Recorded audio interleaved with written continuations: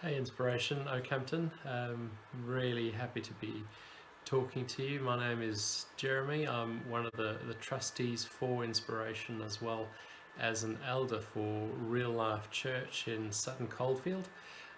We live in Sutton Coldfield, just northeast of Birmingham, and we've known Mike and Justine and Simon for many years, way back to the early days when I was at Harvest Christian Church in Port Elizabeth, and we had Church of the Nations conferences at Victory Christian Church in Jeffreys Bay, and more recently when my family and I moved up to the United Kingdom and lived in Falmouth for a little while, and enjoyed the hospitality and care of Mike and Simon in Oakhampton.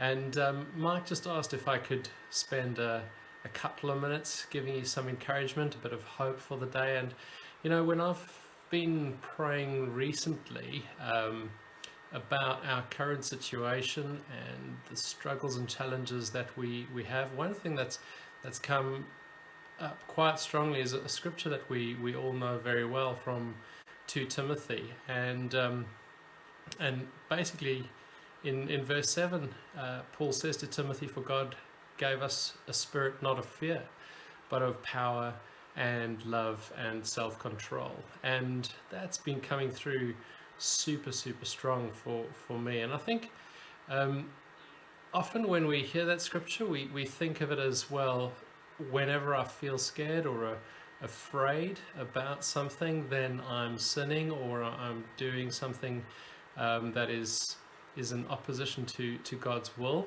for me and for the people around me.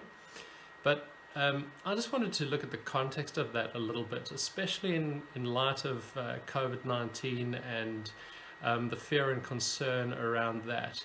But essentially, Paul says to Timothy that God has not given us a spirit of fear. So that doesn't mean that we wouldn't necessarily feel fear or get scared when something threatening comes our way, but more importantly, that we don't act or make decisions based on that fear. Our decisions, the actions that we take, the way we speak to people is not based in a spirit of fear, but out of a spirit of power and of love and of self-control.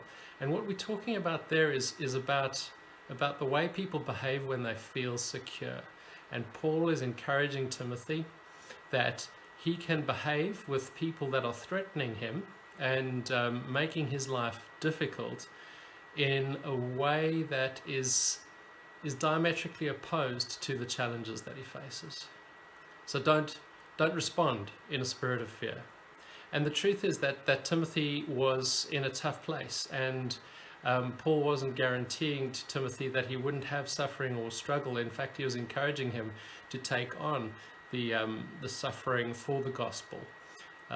But in that situation, not to respond with a spirit of fear. And I think for us as Christians, at this time, the way we respond to the political conversations, the concern about whether we should be in or out or working or staying at home, what we need to remember is that God encourages us to respond to the people around us out of a spirit of power and of love and of self-control rather than of fear. So be encouraged in your interactions, in your engagement with people over the next weeks and months. I know you may feel scared. I know you may feel fear, but respond to people with love. Respond to people with self-control. Respond to people knowing that you're in a position of power as a child of the Most High God.